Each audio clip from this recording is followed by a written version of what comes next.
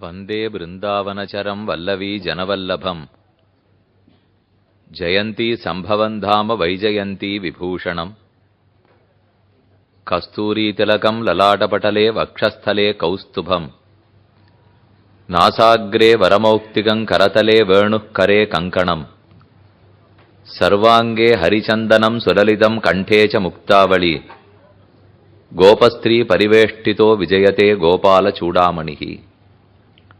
இங்கு கூடியிருக்கும் கிருஷ்ண பக்தர்கள்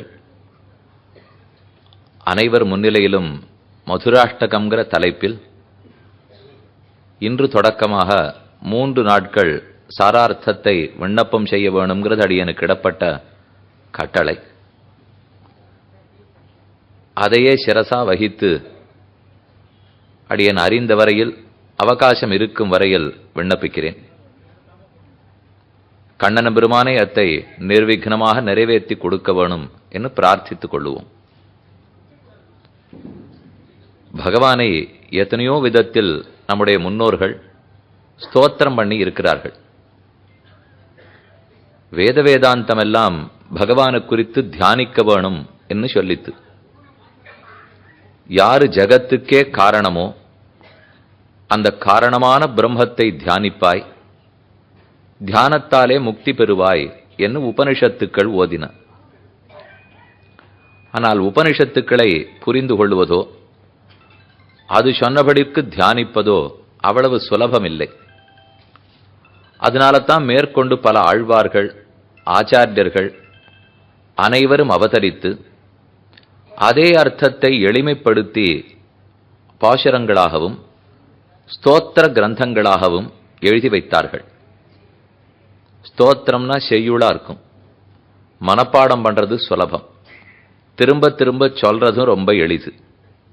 அதே உரைநடையா இருந்தா மனப்பாடம் பண்ண வராது, சொல்றது கஷ்டம், வேதாந்தத்தை வாசிக்கிறதே கஷ்டம்.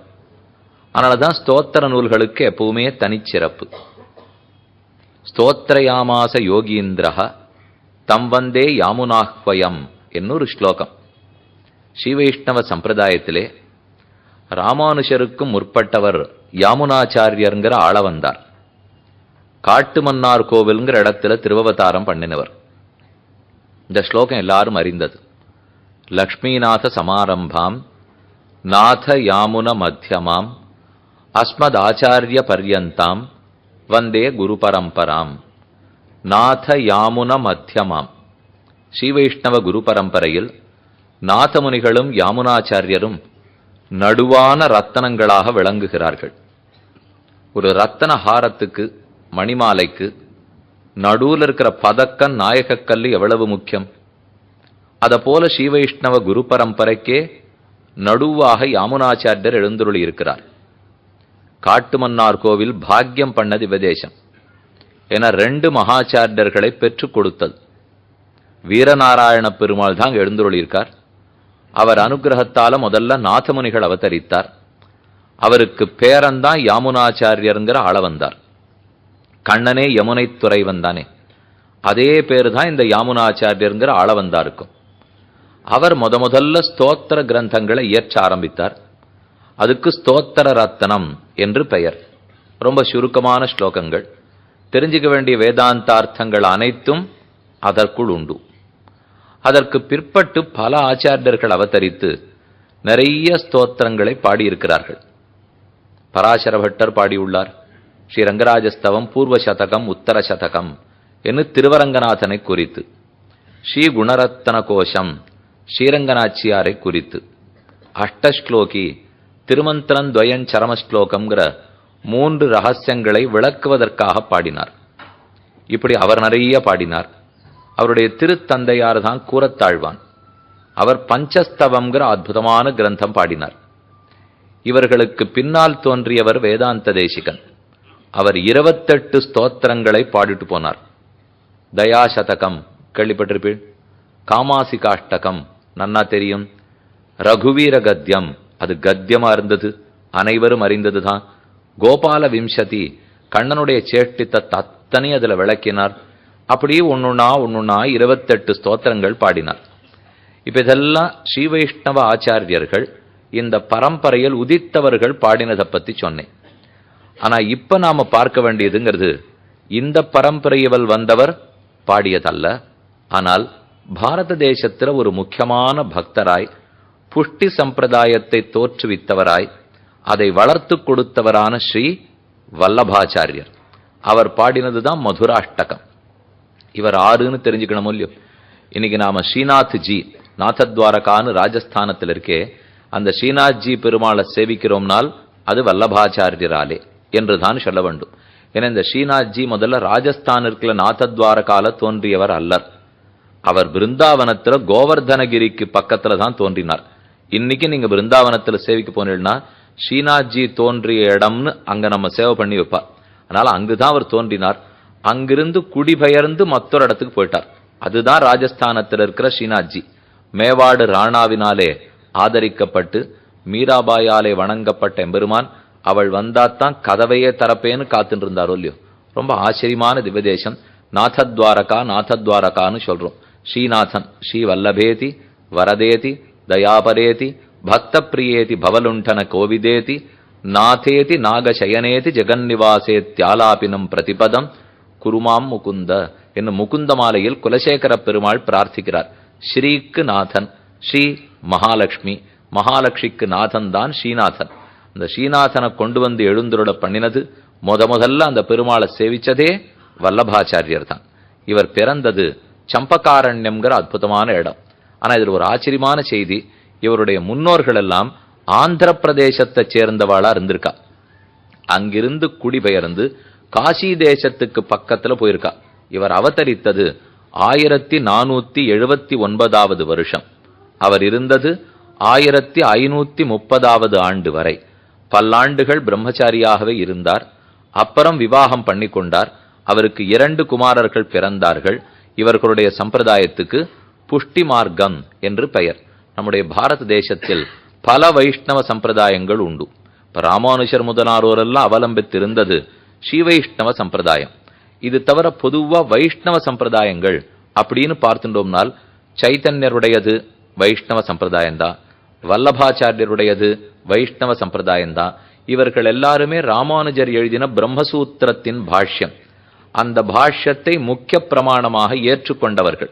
குஜராத்தில் 1800 வருஷம் சுவாமிநாராயணன் இருந்தார். அவரும் ராமானுஜருடைய ஸ்ரீபாஷ்யத்தை பற்றித்தான் மேற்கோள் காட்டுகிறார். ராமானந்தர்னு கேள்விப்பட்டிருப்பீள். ராமானுஜருக்கு நேர அவரையே ஆச்சாரியனாக வரித்து ராமானுஜரே தனக்கு ஆச்சாரியனாக கொண்டு வாழ்ந்திருந்தார். அது ராமானந்த சம்பிரதாயம். அது தவிர நிம்பார்க்கர் கேள்விப்பட்டிருப்பீர்கள்.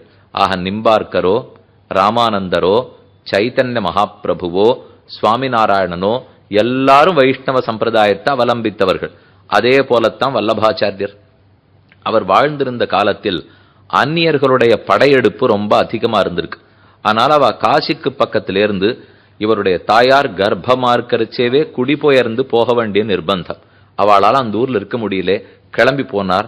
சிறு குழந்தை பிறந்தார். 4 வேதங்களையும் நன்கு அதிகரித்தார். அந்த சம்பிரதாயத்துக்கே ஒரு முக்கியத்துவம்னால் கீழே ஒரு வெள்ள வேஷ்டி, மேல ஒரு வெள்ள உத்திரியன், எக்காரணம் கொண்டும் செருப்பு அணிதல் கூடாது, எங்கு நடந்துதான் செல்ல வேண்டும், சின்ன பாலகிருஷ்ணனத்தை எழுந்துருள பண்ணி கொள்ள வேண்டும்.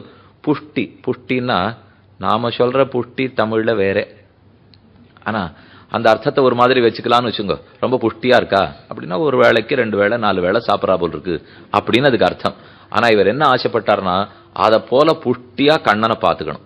அதான் அவருக்கு இருக்கிற அபிப்பிராயம். ஒன்றும் குறவில்லை. யசோதை கொடுத்த தயிரையும் பாலையும் மோரையும் சாப்பிட்டு சாப்பிட்டு கண்ணன் ரொம்ப புஷ்டியாத்தான் இருக்கார். ஆனா உண்மையில புஷ்டி மார்க்கம்னா என்ன அர்த்தம்னா பகவானுடைய அனுகிரகத்துக்கு புஷ்டின்னு அர்த்தம். பாலகிருஷ்ணனுடைய அனுகிரகத்தாலே அவன் அருளால தான் நாம் எல்லாரும் நன்னா இருக்கணும் இல்லையோ.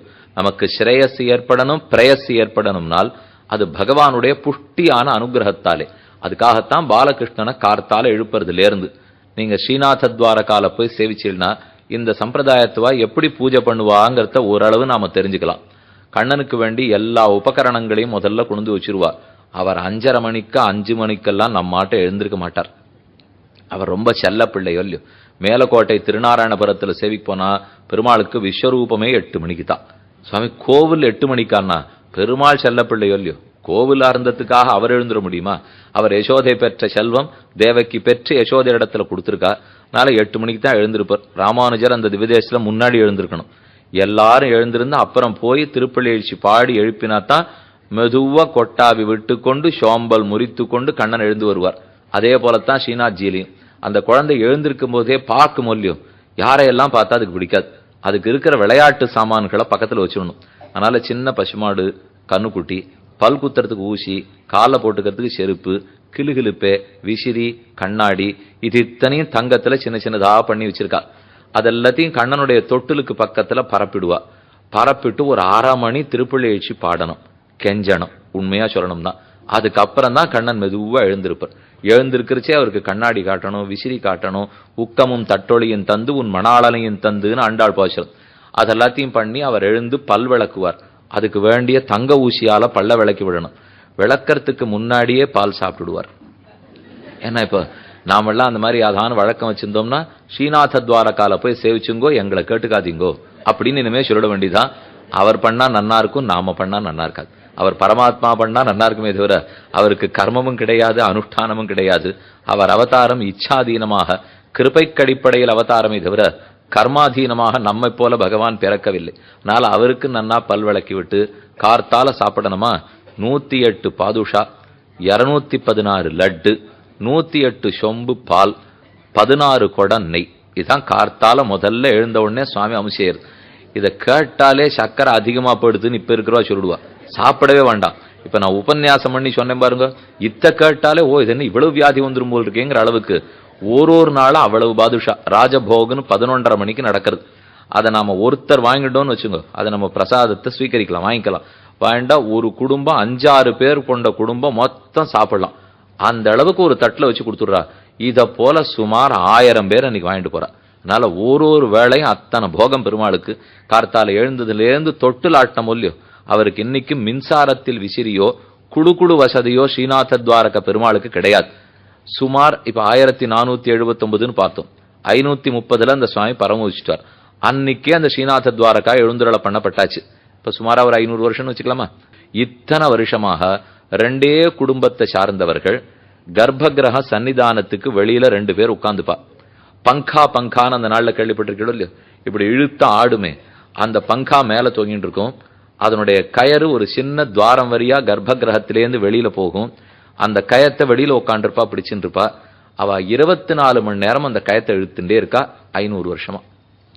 இன்னைக்கு இல்லை, நேத்திக்கு இல்லை, 500 ஆண்டுகளாக சன்னதி கதவு திறந்த உடனே அவ அந்த கயத்தை இழுக்க ஆரம்பிக்கணும். ஏன்னா பெருமாளுக்கு குழு வசதி போட்டா ஜலதோஷம் பிடிச்சுடும், விசிறியே இல்லாட்டா வேர்த்து கொட்டி போயிடும். அது ரெண்டுமே கூடாதுன்னு பார்த்து இன்னும் எவ்வளவு பரிவோட பண்றாள்னா, குளிர்காலம் வந்துடுத்துன்னா மெதுவா இழுப்பா, வெய்ய காலம் வந்துடுத்துன்னா வேகமா இழுப்பா.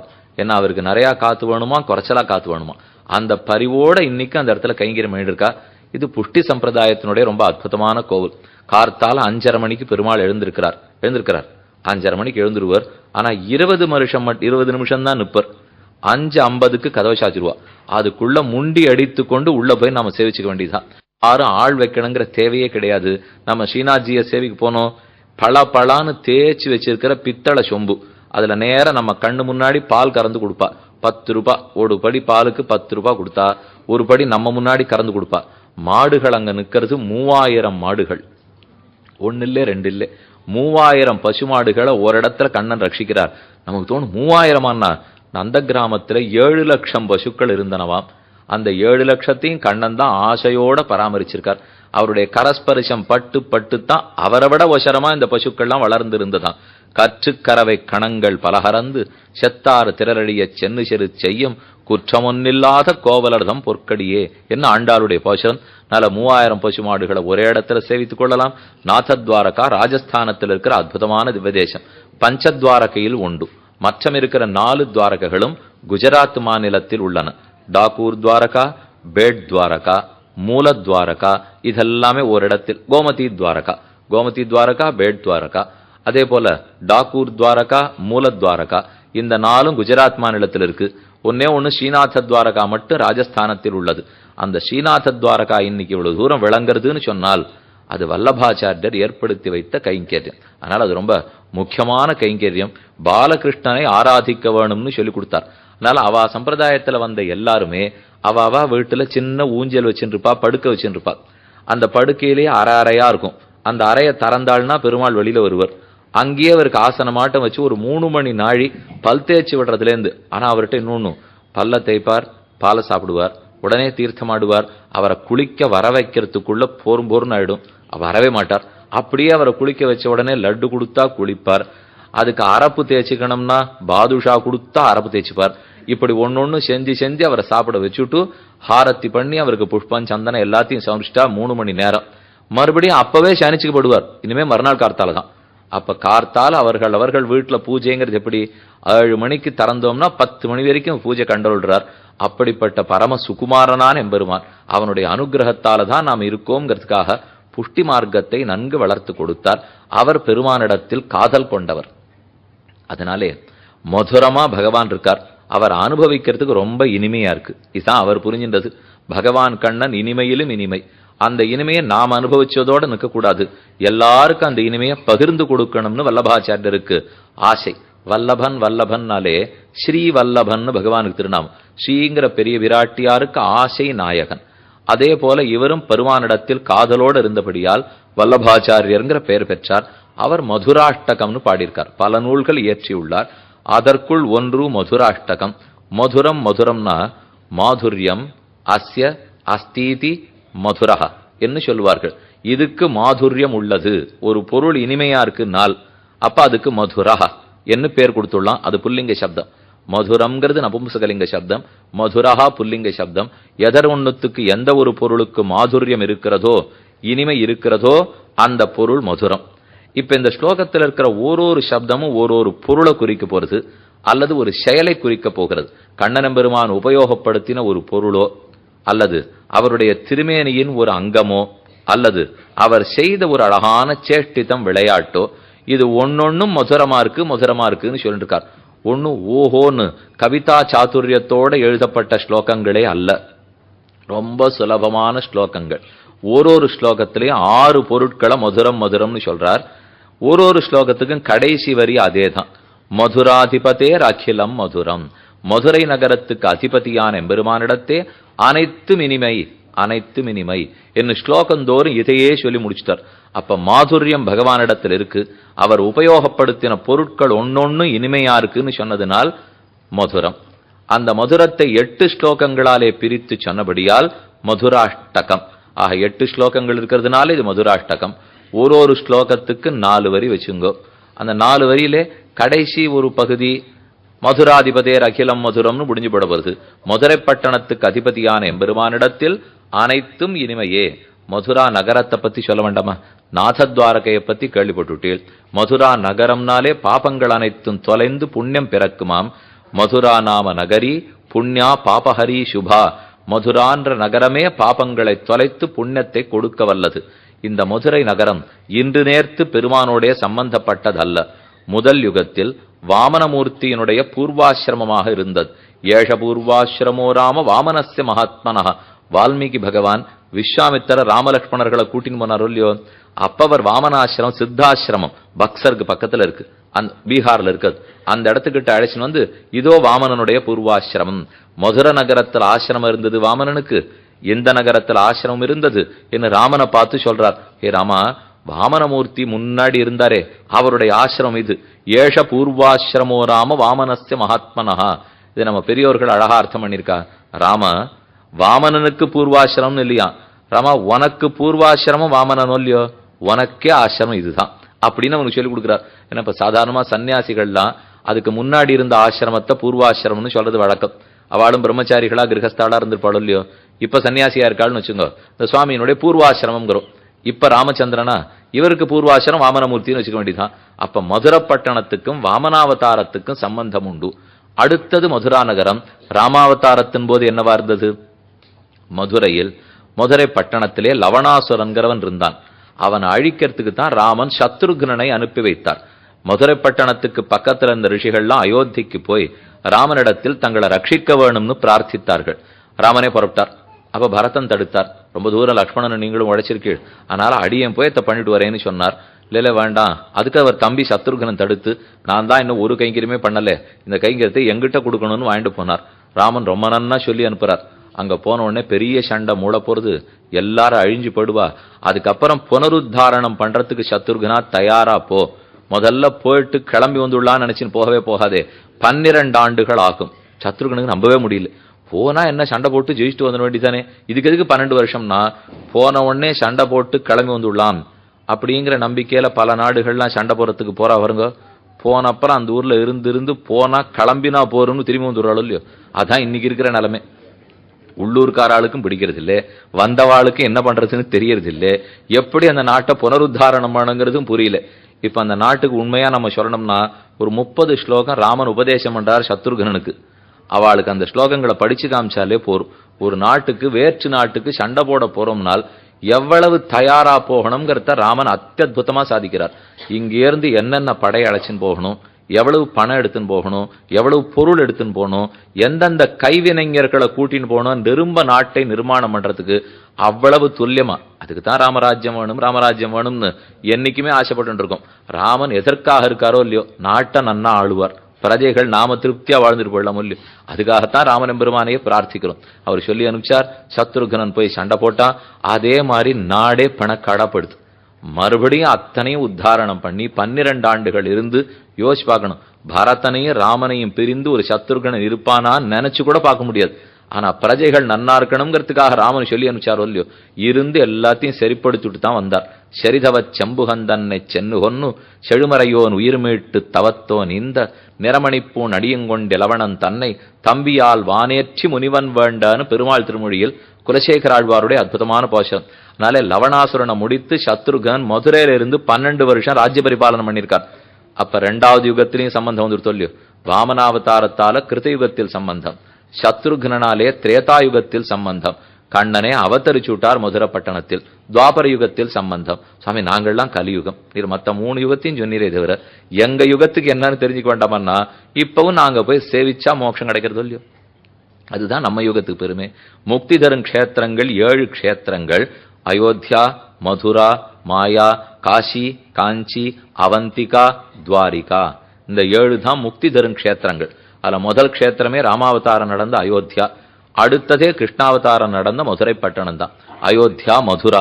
அதனால மதுரை பட்டணத்துக்கே தனி சிறப்புண்டு. கிருஷ்ணகா ஜன்மபூமி, கிருஷ்ணகா ஜன்மபூமிங்கிறோம். அந்த மதுரை நகரத்துக்கு அதிபதியான கண்ணனிடத்தில் எதுதான் இனிமையாக இருக்காது? மதுரையே இனிமை. மதுரம்னு சொல்லலையே இல்லையா? அந்த பட்டணத்துக்கு என்ன இனிமைனால் தன்னுடைய பெயர்லேயே மாதுரியம், பெயர்லேயே இனிமையை அடக்கி கொண்டுள்ள சொல்லியோ, அதுதான் மதுரா நகரத்துக்கு ஏற்றம். கண்ணன் அவதரித்தது, கம்சனை கொன்னு முடித்தது, கொஞ்ச காலத்துக்கு ராஜாவுக்கு பட்டம் கட்டி வாழ்ந்தது, அப்புறம்தான் மதுரையிலிருந்து காலி பண்ணிட்டு துவாரகையை நோக்கி கண்ணன் கிளம்பி போயிட்டார். ஆக மதுரா நாம நகரி புண்ணியா பாபஹரி சுபா. நம் பாபங்களை தொலைத்து புண்ணியத்தையே கொடுக்க வல்லது, நமக்கு முக்தி தரவல்லது, கண்ணனையே தனக்குள் அடக்கி கர்ப்பமாக வைத்து உலகத்துக்கு ஈந்தது. இது இத்தனை பெருமையும் மதுரை பட்டணத்துக்கு உண்டு. கண்ணனுக்கு என்ன ஆசைன்னா மதுராதிபதினு தன்னை கூப்பிடணும்னு அவருக்கு ரொம்ப ஆசையாம். அது எப்படியோ வல்லபாச்சாரியருக்கு தெரிஞ்சிருக்கு போல் இருக்கு. அதனாலதான் விடாம மதுராதிபதியே மதுராதிபதியேன்னு கூப்பிட்டு இருக்கார். இந்த விஷயத்துக்காக நாச்சியார் திருமொழியில ஒரு பாசுரத்துல ஒரு வியாக்கியான ஐதிஹ்யம், அதை மட்டும் என்னன்னு சேர்த்து தெரிவிக்கிறேன். மதுரையார் மன்னன் அடிநிலை தொட்டெங்கும் அதிரப்புகுத கனாக்கண்டேன் தோழி நான். ஆண்டாளுடைய பாசுரம் கேள்விப்பட்டிருக்கீங்களா? வாரணமாயிரம் சூழவலம் செய்துன்னு ஆயனுக்காக தான் கண்ட கனாவினை வேயர் புதுவை வில்லிபுத்தூர் கோன் கோதை ஈரைந்தும் வல்லவர் வாயுனன் மக்களை பெற்று மகிழ்வரே. ஆண்டாள் கண்ணனை கல்யாணம் பண்ணிக்கணும்னு கனவு காண்கிறாள். அந்த கனவை அப்படியே 10 பாசுரமா எழுதி வச்சுட்டார். யார் கல்யாணமாகாத பெண்களா இருந்தாலும் இந்த 10 பாசுரங்களை சொன்னால் நல்ல கணவன் கிட்டுவார்கள். அவர்கள் கல்யாணம் ஆன பெண்களா இருந்தா பெரியாழ்வார போல குழந்தை பிறப்பா அப்படின்னு பெரியவாச்சன்ல வியாக்கியானத்துல சாதிக்கிறார். கல்யாணம் ஆகாதவளா இருந்தா கண்ணனே பத்தியா வந்துருவான், கல்யாணம் ஆனவாளா இருந்தா பெரியாழ்வாரே குமாரனா அவதரிச்சுருவான். இதுக்கு மேல இந்த பாசுரத்துக்கு என்ன வைபவம் சொல்லணும்? நல்ல மதுரையார் மன்னன் அடிநிலை தொட்டெங்கும் ஆண்டாளை கல்யாணம் பண்ணிக்கிறதுக்காக தடதடாங்கிற வேகமா கண்ணன் உள்ள நுழையிறாராம். கல்யாண மண்டபம் ஒரு தடதடப்பு பதட்டத்தோட கண்ணன் உள்ள வர்றார். அந்த இடத்துல பெரியவாச்சனுடைய வியாக்கியானத்திலே ஆரோ ஒரு கிருஷ்ண பக்தருக்கு ஒரு குழந்தை பிறந்துதான். புண்ணியாவச்சனத்தன்னைக்கு பேர் வைக்கணும் முடியும். 10 நாள் ஆயிடுத்து, 11ஆம் நாள் புண்ணியாவச்சனம் பண்றா. பேர் வைக்கிறதுக்கு முதல் ராத்திரி எல்லாம் அவர் 9 நாளா யோசிச்சுட்டு இருக்கார்.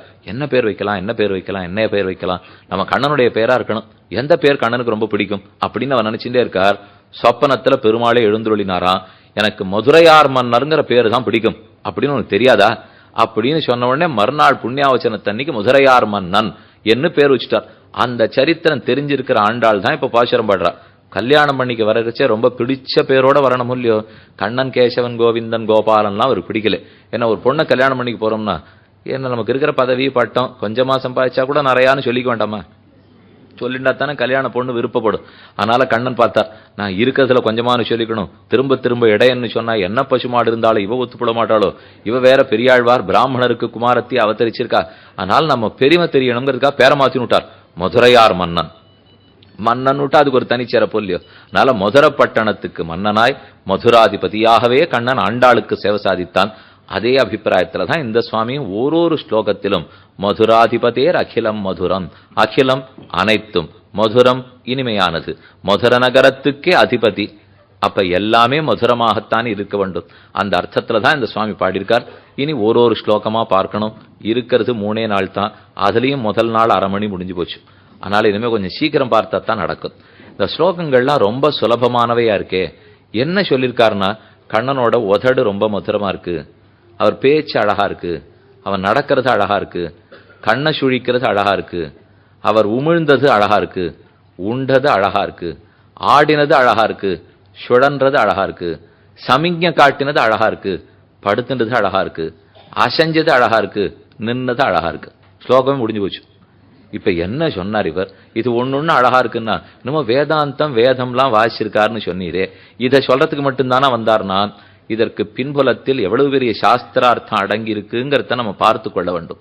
உபனிஷத்துக்கள் கூறுகின்றன, நாயமாத்மா பிரவச்சனேன லப்யா ந மேதையான பகுநாஸ்ருதேன யமே வேஷ விருணுதே தேன லப்யா தஸ்ஸேஷ ஆத்மா விவருணுதே தனும் ஸ்வாம். இது ஒரு ஆச்சரியமான உபனிஷத் வாக்கியம். இப்ப சொல்ல போற விஷயத்த நன்னா மனசுல வாங்கிக்குங்கோ. இது நன்னா புரிஞ்சாதான் இந்த மாதுரியத்துல எத்தனை ஏற்றம் இருக்குன்னே நம்ம மனசுக்கு தெரியும். இல்ல அது இல்லாம இந்த ஸ்லோகத்தை கேட்டோம்னா என்னை வாழலாம் ஏதோ பெருசா பாடிட்டு இருக்கா, இப்போ இப்படி திரும்ப திரும்ப மதுரம் மதுரம்னு சொல்லிட்டா ஒரு கீதார்த்தமாட்டம் இல்லை, ஒரு கஷ்டமான அர்த்தம் இல்லை, நம்ம புத்திக்கு சவால் விடுறாப்புல ஒண்ணுமே இல்லை என்று பல பேர் நினைத்து கொண்டிருக்கலாம். இப்ப புத்திக்கு சவால் விட்டதுக்காக மோட்சம் போக முடியாது. பக்தியில ஆழ்ந்திருந்தா தான் மோட்சத்துக்கு போக முடியும். ஏன்னா புத்தியை வச்சு நம்ம மோட்சத்துக்கு போறோமா, பக்தி இருந்தா தானே போக முடியும். இதனாலதான் பஜ கோவிந்தம் பஜ கோவிந்தம் கோவிந்தம் பஜ மூடமதே நகி நகி ரக்ஷதி டுக்ருங்கரணே புனரபி ஜனனம் புனரபி மரணம் புனரபி ஜனனி ஜடரே சயனம்.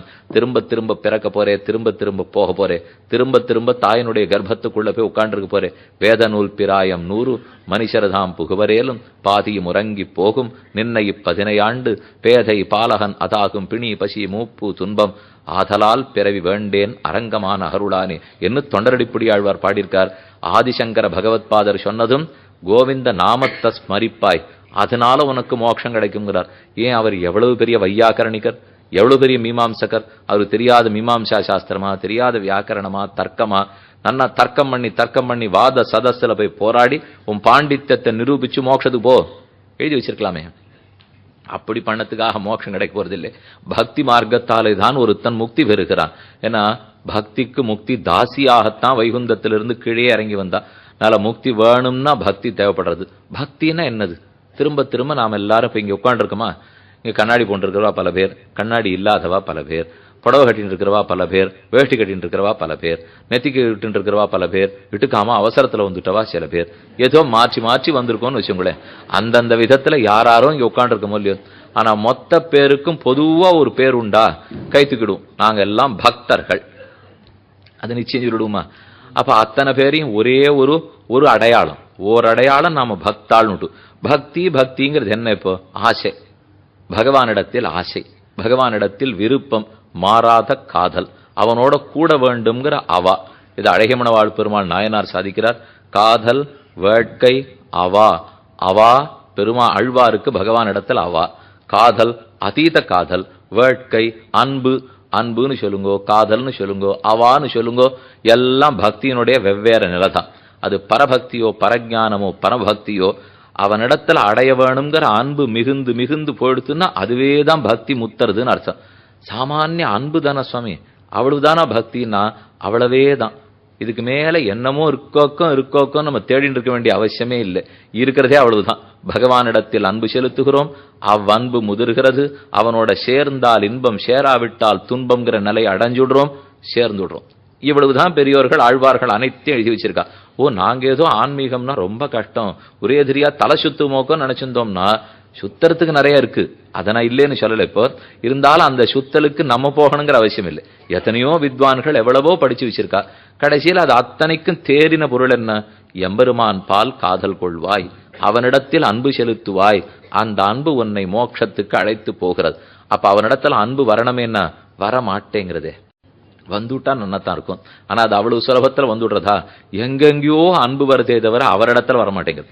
நம்ம பார்க்கிற பொருட்கள் அத்தனையிலே அன்பு செலுத்துறோம், இது வேணும் இது வேணும் இது வேணும்னு செலுத்துறோம், ஆனா அவரிடத்துல அன்பு வரமாட்டேங்கிறதுன்னா இதை பத்தி சாஸ்திரம் ரொம்ப அழகா விசாரம் பண்ணி சொல்லிட்டு இருக்கு. ஓர் காரணம் உள்ளது. நீ எதிர அன்பு செலுத்துறியோ அது அத்தனையும் முக்கியம்னு நீ நினைக்கிறியோ இல்லையோ, எது என் மனசுக்கு முக்கியமா படுறதோ அதுங்கிட்ட தானே அன்பு செலுத்துறேன். எது ரொம்ப ஒசந்ததுன்னு நினைக்கிறேனோ அதுங்கிட்ட தானே அன்பு செலுத்துறேன். இப்ப இந்த இடத்துல சேர் சகதி கிடக்கிறது, நான் ஏதாவது அன்பு செலுத்துவேனா? எனக்கு ஒண்ணு இப்ப அதுங்கிட்ட அன்பே கிடையாது. அதே இந்த இடத்துல ரொம்ப அழகான ஒரு சின்ன மணிமண்டபம் உருவாக்கி வச்சிருக்கா. ஆசையா இருக்கு, அடையணும்னு இருக்கும் இல்லையோ, அழகா இருக்கு, வசத்தியா இருக்கு, விலபத்ததா இருக்கு, இனிமையா இருக்கு, ஈர்க்கத்தக்கதா இருக்கு, அவ்வளவே. அப்ப அதன் பால் அன்பு. இப்ப பகவானிடத்துல என்ன இருக்கு நான் அவர் பால் அன்பு செலுத்தான்னு சொன்னால், என்ன இல்லை அன்பு செலுத்தாமல் போக, என்ன இருக்குன்னு கேட்டு பிரயோஜனம் இல்லை. இப்ப என்ன இல்லாத போயிடுத்து நான் அவரிடத்துல அன்பு செலுத்தாம இருக்கிறதுக்கு, நான் அவன் பால் அன்பு கொள்வதற்கு அனைத்தும் அவரிடத்துல இருக்கும் இல்லையோ. வேப்பங்கஷாயத்தை சாப்பிடுன்னு சொன்னா சொணங்கலாம், வாஸ்தவம். நல்ல சக்கரை பொங்கல் அக்காரடிசில் சாப்பிடுன்னு சொன்னா என்ன சொணக்கம் இருக்கு? பகவான் ரொம்ப தூரம் வேப்பங்கொழுந்து போலே ரொம்ப கசப்பா இருப்பார் அப்படின்னு சொல்லிட்டு அவர்கிட்ட நம்மளால அன்பே காட்ட முடியாது. ஆனா அதி மதுரமா இருக்காருன்னு சொன்னப்புறம் தேனாட்டம் இருக்கார், கண்ணலாட்டம் இருக்கார், பாலாட்டம் இருக்கார், அமுதமா இருப்பார் அப்படின்னு சொன்னப்புறம் தாராளமா அன்பு தன்னடையே பிறக்கும் இல்லையோ. வஸ்து வசதியா இருக்கணும், விலை பெற்றதா இருக்கணும், சரிநிகர் சமானம் இல்லாததாக இருக்க வேண்டும். இப்படிப்பட்ட வஸ்து இருந்ததுன்னா தானே நாம அன்பு செலுத்தத்தான் போறோம். அப்ப என்ன ஆச்சாரியர்களுடைய தேவை? இப்போ பகவான் அத்தனை இனிமையானவர், அத்தனை விலை பெற்றவர், அவ்வளவு உயர்ந்தவர், இது தெரிஞ்சு போச்சுன்னா தானே அவன் பால் நாம் அன்பு கொள்ள போகிறோம். இந்த உபனிஷத்து என்ன சொல்றது? நாயமாத்மா பிரவச்சனேன லப்யா. இந்த ஜீவாத்மா பரமாத்மாவை பேசி பேசியோ மனனம் பண்ணியோ அவனை குறித்து யாகங்கள் யஜ்ஞங்கள் பண்ணியோ ந மேதையா இவனுடைய புத்தி சாதுரியத்தாலேயோ பல தடவை பிரம்மத்தை பத்தி கேட்டுட்டே இருக்கிறதுனாலயோ இவன் அடைஞ்சுடவே போறது இல்லைன்னு நமக்கு தோணித்து. இவர் ஏதோ அடையறதுக்கு வழி சொல்ல போறாருன்னா போகாத்துக்கு வழி சொன்னார் போல் இருக்கு. நழி நாயமாத்மா பிரவச்சனே பேசியும் தெரிஞ்சுக்க முடியாது, கேட்டும் தெரிஞ்சுக்க முடியாது, என்ன பண்ணியும் பிரம்மத்தை தெரிஞ்சுக்க முடியாது நாள். அப்ப 7-10க்கு முடிச்சுடலாமா? எப்படின்னு தான் என்ன பண்ணியும் பிரம்மத்தை தெரிஞ்சுக்க முடியாது, அடையறதுக்கு முடியாது, அப்புறம் எதுக்குத்தான் இத்தனை பிரயத்தனம்னு தோணும். அதுக்கு பிருகதாரண்யக உபனிஷத்தில் ரிஷி தன்னுடைய பத்னியை பார்த்து சொல்றார், ஆத்மாவா அரே ஸ்ரோதவ்யோ மந்தவ்யோ நிதித்தியாசித்தவ்யா திரஷ்டவ்யா. இந்த ஜீவாத்மா பரமாத்மாவை பத்தி நன்கு கேட்க வேண்டும், ஸ்ரோதவ்யா மந்தவ்யா மனனம் பண்ண வேண்டும், நிதித்தியாசித்தவ்யா அனவரத மனனம் சிந்தனம் பண்ண வேண்டும், திரஷ்டவ்யா அவனை இவன் பார்த்து விடுகிறான். இப்ப 4 வாக்கியம் இந்த இடத்துல இருக்கு, நன்னா நிமிந்து கேளுங்கோ. ஆத்மாவாரே ஸ்ரோதவ்யா மந்தவ்யா நிதித்தியாசித்தவ்யா திரஷ்டவ்யா. ஆத்மா பரமாத்மாவை பத்தி கேட்கத்தக்கவன் கேள், பரமாத்மாவை பத்தி மனனம் பண்ணு செய், நிதித்தியாசனம் பண்ணணும் செய், திரஷ்டவ்யா பார்க்கணும் செய். 4 தடவை திரஷ்டவ்யா ஸ்ரோதவ்யா மந்தவ்யா நிதித்தியாசித்தவ்யா என்று விதிச்சுடுத்து சாஸ்திரம். இதை பத்தி பகவத் ராமானுஜர் தம்முடைய ஸ்ரீபாஷ்ய வியாக்கியானத்திலே இந்த 4மே விதியா இல்ல அனுவாதமும் இருக்கான்னு விசாரிச்சுக்கிறார். அனுவாதம் பண்றதுன்னா அபிப்பிராயம் சொல்றதுன்னு அர்த்தம், விதிக்கிறதுன்னா செய்யின்னு தூண்டுறதுன்னு அர்த்தம். இப்ப சாஸ்திரம் நம்மளை பார்த்து பகவானை பற்றி கேள் அப்படின்னு தூண்டுகிறதா, விதிக்கிறதா, அல்லது பகவானை பத்தி கேட்கிறான்னு சொல்றதா? அவர் ஏற்கனவே கேட்டு இருக்கார், பகவானை பத்தி கேட்கிறான் அப்படின்னு நான் சொல்லலாம். அதை வெறும் அதை பத்தி எழுதுறேன்னு அர்த்தம், அதை பத்தி அபிப்பிராயம் சொல்றேன்னு அர்த்தம். அதே ஒருத்தர் கேட்கவே இல்லை, ஆனா அவரை பார்த்து சாஸ்திரம் கேள் அப்படின்னு சொல்லுகிறதுல அதுக்கு விதி வாக்கியம். இப்ப இந்த இடத்துல அனுவாதம் பண்றதா விதிக்கிறதான்னா, நீ பகவானை பத்தி கேள்னு சாஸ்திரம் விதிக்காதுன்னுட்டார். ஓ இது என்ன பெரிய ஆபத்தா இருக்கே, கேள்னு சொல்லாதான்னா, அவனுக்கா அவன் பெருமை வந்து ஆசை வந்தால் கேட்க வருகிறான், கேட்க வந்துட்டான்கிறத சாஸ்திரம் இப்ப எழுதுறதே தவிர கேள்னு சொல்லவே இல்லைன்னு கொடுத்து. அதனால ராமானுஜர் சொல்லும் போது கேள்னு சாஸ்திரம் விதிக்காது. அப்ப ஸ்ரோதவ்யா அவனே ஆசை இருந்தா கேட்க வரப்போறான். மனனம் பண்றது கேட்டதை பத்தி கண்டிப்பா அவனே மனனம் பண்ண ஆரம்பிச்சுடுவானா. அதனால அதையும் சாஸ்திரம் விதிக்கல, அனுவாதம் தான் பண்றதுன்னு விட்டார். ஆனா அதுக்கப்புறம் நிதித்தியாசனம்னு சொன்னார் பாருங்க, அதுக்கு தான் அனவரத சிந்தனம்னு பேர். நம்ம நினைக்க கூட ஆரம்பிச்சிருவோம். ஆனா அந்த நினைவு எப்படிப்பட்ட நினைவா இருக்கணுங்கிறது தான் ஒரு ஒழுக்கத்தை இப்ப சாஸ்திரம் சொல்றது. ஏன்னா நமக்கு தியான மார்க்கம் தெரியாது இல்லையோ, நினைக்கிறதுக்கு தெரியும். ஆனா அந்த நினைவு எப்படி உட்காந்துக்கணும், எப்படி தியானம் பண்ணணும், எப்படி இடையூறு இல்லாத இருக்கணும், எப்படி நீண்ட நேரத்துக்கு தியானம் பண்ணணும், இது இத்தனையும் சாஸ்திரம் இன்னபடி பண்ணுன்னு விதிச்சாத்தான் நமக்கு பண்ண தெரியும். நினை என்று சாஸ்திரம் விதிக்க வேண்டாம், கேள் என்று சாஸ்திரம் விதிக்க வேண்டாம். ஆசை இருந்தா கேட்க வந்துருவான், கேட்டுட்டா நினைக்க ஆரம்பிச்சிருவான். ஆனா நினைக்க ஆரம்பிச்சான் எப்படி நினைக்கணும்னு இவனுக்கு தெரியாது இல்லையோ, அதை மட்டும்தான் ஒரு ஒழுக்கத்தை சாஸ்திரம் சொல்லி கொடுக்கறது. அப்ப இது இத்தனைக்கு அடிப்படையா இந்த வேத வாக்கியத்துக்கு என்ன பொருள்? நீ ஆசை இருந்தா தானே கேட்பே, ஆசை இருந்தா மனனம் பண்ணுவே. அப்ப பிரம்மத்தினிடத்தில் ஆசையை வளர்த்து கொள்றதுதான் ரொம்ப முக்கியம். அதையாவது அவரே பண்ணிடுவாரா சுவாமி? நமக்கு எப்பவும் இன்னொருத்தர் எல்லாத்தையும் பண்ணி கொடுத்துட்டா ரொம்ப சுலபம், நாமா பண்ணணும்னா கஷ்டம். என் ஆசையும் அவர் அதீனம் தானே, அவரா எனக்கு ஆசை ஏற்பட கடவது அப்படின்னு இப்படி அனுகிரகிச்சுட்டு எனக்கு ஆசை ஏற்பட்டுடுமேன்னா என்னமோ தெரியல, அதை மட்டும் பகவான் பண்ண மாட்டேங்கிறார். மற்ற எல்லாத்தையும் அவர் பண்ணுவரே தவிர உபனிஷத்தின்படி பார்த்தால் பெருமானிடத்தில் ஆசையை ஏற்படுத்தி விதைச்சிக்க வேண்டியது எம் பொறுப்பு. அதை பகவான் செய்யவே மாட்டார். மோட்சத்தை அவரே கொடுத்துருவார். ஆசையை விதைச்சுட்டோம்னா வளர்க்கிற வேறையை அவரே பார்ப்பார். ஆனா ஆசையை விதைச்சு ஒரு துளி முளவிடணும் இல்லையோ, அந்த ஒன்றை மட்டும் நாம தான் செய்தாகணும். அதையும் நாம செய்யாத போனா என்ன ஆயிடும்னா, ஆசை இல்லாதவனுக்கு மோட்சம் கொடுத்த குற்றம் வரும். ஆசை இல்லாதவனுக்கு மோட்சம் கொடுத்துட்டா என்னன்னா, லோகத்தில் இருக்கிற அத்தனை பேருக்குமே ஏன் கொடுக்கலங்கிற கேள்வி வந்துடும். ஏன்னா ஆசை இருக்கு, இல்ல மோட்சம் கொடுத்துட்டு போட வேண்டியதானே, போக வேண்டியதானேன்னு விட்டா பசி இல்லாதவனுக்கு உணவளித்த குற்றம் வரும். உணவு சாப்பிடணும்னா பசி இருந்தா தான் சாப்பாடு சாப்பிட முடியும். பசி இல்லைன்னா சாப்பிட்டா மந்திச்சு போயிடும், வியாதி வந்துடும். அதனால நமக்கு ஆசைங்கிற பசி இருக்கணும், இருந்தா தான் மோட்சம்ங்கிற போகத்தை பகவான் நமக்கு கொடுப்பார். அதுக்கு தான் அவர் காத்துருக்கார். இத்தனை நாள் அவர் கொடுக்கலன்னா இங்க பசி இல்லையே, அவர்கிட்ட கொடுக்காம இல்லை, அவரிடத்துல வள்ளல் தன்மை நிறையவே இருக்கு. ஆனா பெற்றுக்கிறதுக்கு எங்கிட்ட பசி வேண்டாமா? மழை மேகம் கொட்டுறதுக்கு தயாரா இருக்கு, ஏத்துக்கிறதுக்கு குளம் இருந்தா தானே கொட்டும், கிணறு வெட்டி வச்சிருந்தானே கொட்டும். அது மழை கிட்ட மேகம் இருக்குங்கிறதுக்காக கிணறு இல்லைன்னா எப்படி சேமிச்சு வைக்க முடியும்? அதே போல பகவான் நன்கு தன் அனுபவத்தை கொடுக்க காத்துட்டு இருக்கார், முக்தி அளிக்க காத்துட்டு இருக்கார். எங்கிட்ட பசி இருக்க வேண்டும், அந்த பசியை வளர்த்து விடணுங்கிறதுக்கு தான் இத்தனை வாக்கியங்கள், இத்தனை ஸ்தோத்திரங்கள் எதுக்காக ஏற்படுத்தி வச்சிருக்கா? இதை கேட்க கேட்க பெருமான் எவ்வளவு இனிமைங்கிறது புரியும். புரிஞ்சா தன்னடையே அவரிடத்துல பசியை வளர்த்து கொள்ளுவான். அப்படிங்கிறதுக்கு இதை நேர பகவான் பண்ண மாட்டார். அதுக்கு தான் இவர் ஆழ்வார்கள் ஆச்சாரியர்கள் எல்லாரையும் படைத்து அவளை வச்சு பாசுரங்களை எழுதி வச்சு ஸ்தோத்திரங்கள் எழுதி வச்சு நீங்க உங்களுக்கு பக்கத்தில் இருக்கிற ஆளுக்கு சொல்லி சொல்லி நன்னா தூண்டி அவர்களுக்கு ஆசையை ஏற்படுத்தி கொடுங்கோள் என்ன பெருமான் இவர்களை ஏற்படுத்தி வச்சிருக்கார். நல்ல ஆசையை தூண்டி கொள்ள வேண்டியது நம்முடைய பொறுப்பு தான். இதை பத்தி தான் சாஸ்திரம் நாயமாத்மா பிரவச்சனேன லப்யா ந மேதையான பகுனாஸ்ருதேன, இவனை பேசியோ மனனம் பண்ணியோ எது பண்ணி அடைஞ்சிட முடியாது. பின்ன என்னதான் பண்ணி அடையலாம்னா இந்த வாக்கியம் முக்கியம். யமேவேஷ விருணுதே தேன லப்யா தஸ்ஸேஷ ஆத்மா விவருணுதே தனும் ஸ்வாம். யமேஷ ஏஷ விருணுதே, யாருத்தனை பகவானாக வரிக்கிறாரோ, இவர் என்னுடையவர் அப்படின்னு ஏற்றுக்கொள்ளுகிறாரோ அவனுக்கு மட்டும் தன்னை காட்டி கொடுக்கிறான். அவரால் வரிக்கப்பட வேண்டும், அவனால் ஏற்றுக்கொள்ளப்பட வேண்டும். ராமானுஜர் அதுக்கு அர்த்தம் சொல்லிட்டு இருக்கார். யாரை ஏத்துப்பார்? இப்ப அடுத்த கேள்வி அதுதானே, அவரால் ஏத்துண்டவாளுக்கு மோட்சம் கிடைச்சிடும் நுட்டீர். என்ன ஏத்துப்பரா? அவர் ஏத்துப்பரா, அவர் ஏத்துப்பரா, அவர் ஏத்துப்பரா. யாரை ஏத்துப்பா? பிரியதமையேவகி வரணீயோ பவதி, அவருக்கு ரொம்ப பிரியமானவன் யாரோ அவனை ஏற்றுக்கொள்ளுகிறான். இது அடுத்த பதில். உடனே நமக்கு சந்தேகம், சாமி அதை இப்ப வேற மாதிரி சொல்லியிருக்கிற, அவ்வளவுதான். அந்த பிரியமானவன் யார்?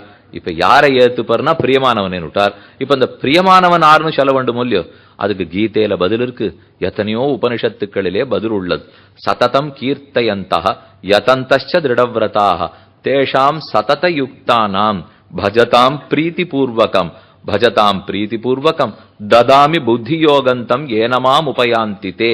கண்ணனை கீதையில சொல்றார், தேஷாம் நித்யாபியுக்தானாம், அந்த மகானுபாவன் பக்தனுக்கு யார் என்னோட எப்பவும் சேர்ந்தே இருக்கணும்னு ஆசைப்படுகிறானோ, நித்யாபியுக்தானாம் பிரீத்தி பூர்வகம் பஜதாம், யார் எங்கிட்ட பிரீத்தியோட பக்தி பண்றானோ, இல்ல யார் பக்தி பண்றானோ அவன் விஷயத்தில் நானா அவனுக்கு அந்த புத்தியை பிரீத்தியோடு கொடுக்கிறேன்.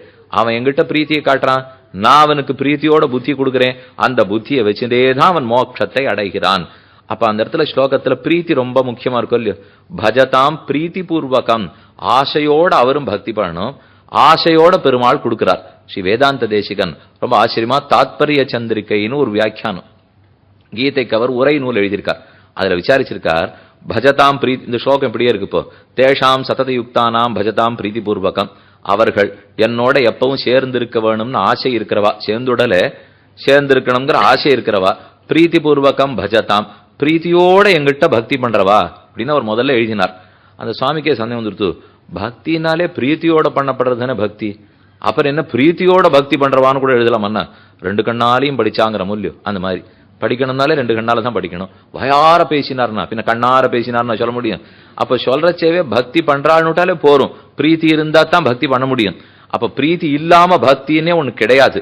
அதனால பஜதாம் பிரீத்தி பூர்வகம்ங்கிறது ஒவ்வாதுன்னுட்டார் அவர். அப்ப இந்த பிரீத்தி பூர்வகம்ங்கிறத எங்க கொண்டு போய் சேர்க்கறது? ததாமி புத்தி யோகம், இப்படிப்பட்ட பக்தனுக்கு நான் புத்தியை கொடுக்கிறேன்னு இல்லையோ, கொடுக்கும் போது நான் பிரீத்தியோட கொடுக்கிறேன்னு சேர்த்துக்கோன்னுட்டார். அவன் பக்திய பிரீத்தியோட பண்றான்னு சொன்னாரு, நான் பிரீத்தி பூர்வகம் ததாமி, நான் கொடுக்கும் போது பிரீத்தியோடு கொடுக்கிறேன்னால் என்ன பகவானுக்கு நம்ம பேர்ல பிரீத்தி வரணும் இல்லையோ, அது எவ்வளவு முக்கியங்கிறத தான் இந்த இடத்துல சொல்லியிருக்கார். அப்ப நாம பக்தி பண்றதுனாலே பிரீத்தியோடு தான் செய்ய வேண்டும். பிரீத்தி இருக்கணும்னா அவர் எவ்வளவு இனிமையானவர்னு தெரிந்து கொண்டாக வேண்டும். இப்பதான் ஒரு சாஸ்திர வாக்கியம் பார்த்தோம், அவரை பேசி தெரிஞ்சுக்க முடியாது, அவரை மனனம் பண்ணி தெரிஞ்சுக்க முடியாது, ஏது பண்ணி அடைய முடியாது. அப்படின்னா அர்த்தம் என்னன்னா, ஸ்ருத பிரகாசிகாச்சாரியர் சாதிக்கிறார், சுஷ்கமான உபன்யாசத்தாலோ, சுஷ்கமான மனனத்தாலோ, சுஷ்கமான விரதங்களாலோ பெருமாளை தெரிஞ்சுக்க முடியாதுங்கிறார். சுஷ்கமானன்னா ரொம்ப காஞ்சி போயிருக்கிற உலர்ந்தான்னு அர்த்தம். உலர்ந்த மனசால பகவானை தெரிஞ்சுக்க முடியாது, நனைந்த மனசால தான் அவனை தெரிஞ்சுக்க முடியும். பேசுவோம் கடற்கடாரம் 6:30 மணிக்கு ஆரம்பிச்சிட்டோம், 8:30 மணிக்கு முடிக்கணும், எத்தனை வேகமா எத்தனை சொல்லணுமோ பேசுவோம். கொஞ்ச நேரம் முன்னாடி அவர் சொன்னார் பாருங்க, ரொம்ப வேகமா சொல்லுவார். அப்படின்னா வேகமா சொல்லிட்டு நம்மாடு கிளம்பி போட்டேன்னா போயிட்டா அதைத்தான் சுஷ்கம்ங்கிறார். இப்ப எத்த சுஷ்கம்னு சொல்லிட்டு இருக்காருன்னா, எது உலர்ந்த பேச்சுங்கிறது நம்ம ஏதோ பேசினோங்கிறதுக்காக அல்ல, அது நனைந்த பேச்சா இருக்கணும் இல்லையோ. உள்ள நனைந்திருக்கணும், உடல் நனைந்திருக்கணும், கண்கள் பனித்து இருக்க வேண்டும். அப்படி இருக்கிற பேச்சினால பகவானை அடையலாமே தவிர, அப்படி இருக்கிற மனநத்தால் அடையலாமே தவிர உலர்ந்த பேச்சால அடைய முடியாது. ஸ்ரீ பராசர பட்டர் அவர் ரொம்ப ஆச்சரியமா எழுதி வச்சிருக்கார், சுக்கான் பரல் போலே நம்முடைய மனது உளுத்து போய் கிடக்கிறது. இந்த மனசுல பகவானை பற்றின பிரீதி எழும்ப வேண்டும். அது ஒரு பாட்டம் மழையில் நனைத்தா போலே. ஒரு புஷ்பத்தை தொடுத்துன்னு இருக்கும், தொடுக்கிறச்சே நார்ல மட்டும் பூவை தொடுத்துட்டா போறாது, பக்கத்துல இருக்கிற ஜலத்தை தொட்டுண்டு வேகமா தொடுக்கணும் இல்லையோ. அத போல வெறும் தியானம் பண்ணினால் அது சுஷ்க தியானம். ஆனா அன்போட தியானம் பண்ணினோம்னால் அதுதான் பக்தி ஆகிறது. ஸ்நேகபூர்வம் அனுத்தியானம் பக்திரித்யபிதீயதே, ஸ்நேகத்தோட கூடிய தியானம்தான் பக்தின்னு சொல்லப்படுறது. தைலதாராவத்து அவிச்சின்ன ஸ்மிருதி சந்தான ரூபம், ஒரு தைலதாரைய போல பெருமானை பற்றின நினைவு. அப்ப நாயமாத்மா வாக்கியம் என்ன சொல்றது? வெறும வரட்டு மனநத்தால் அவன் அடைஞ்சிட முடியாது, உலர்ந்து போய் கிடக்கிற பேச்சால அடைஞ்சிட முடியாது, நனைந்திருக்கிறதுனாலதான் அடைய முடியும். நனைதல்னா ஆர்திரதான்னா நனைந்திருத்தல். ஆர்திரான்ற நட்சத்திரம் கேள்விப்பட்டிருக்கீங்களா? திருவாதிரை ஆர்திரான்னு பேர். ராமானுஜர் தாம் உள்ள முழுக்க நனைஞ்சிருந்தவர். அதனாலதான் அவர் ஆர்திரா நட்சத்திரத்துல திருவாவதாரம் பண்ணார். சித்தரையில் செய்ய திருவாதிரைன்னு சொல்றோம். அவர் உள்ள எவ்வளவு நனைஞ்சிருக்கும்னால் எத்தனைக்கெத்தனை வேதாந்தியோ அத்தனைக்கெத்தனை மூடத்தனமான பக்தி படைத்த நைந்து உருகக்கூடியவர். ஏன்னா வேதாந்திகளா இருந்தா வரட்டு வேதாந்தம்ங்கிற மொழி அப்படியே இருந்துருவா, அவளுக்கு உருகவே உருகாது. ஆனா ராமானுஜருக்கு அத்தனையும் உருகித்தேன்னா பெருமானிடத்துல எல்லாம் மதுரம்னு தெரிஞ்சுக்கவே தான். ஆக வரட்டு நினைவாலோ பேச்சாலோ மனநத்தாலோ தியானத்தாலோ பகவானை அடைவது இயலாது. அதுவே பிரீத்தியோடு இருக்க வேண்டும். அதனாலதான் பிரியதமையேவகி வரணீயோ பவதி. என்னிடத்தில் யார் ஒருத்தன் மிகுந்த பிரீத்தியை காட்டுகிறானோ அந்த பிரியதமன் தான் என்னால் வரிக்கப்படுகிறான் என்று பகவான் ரொம்ப ஆச்சரியமா சொல்றார். நல்ல பிரியோகி ஞானினஹா அத்தியர்த்தமகம் சச்சமப்ப பிரியான்னு கண்ணனே சொல்றார்.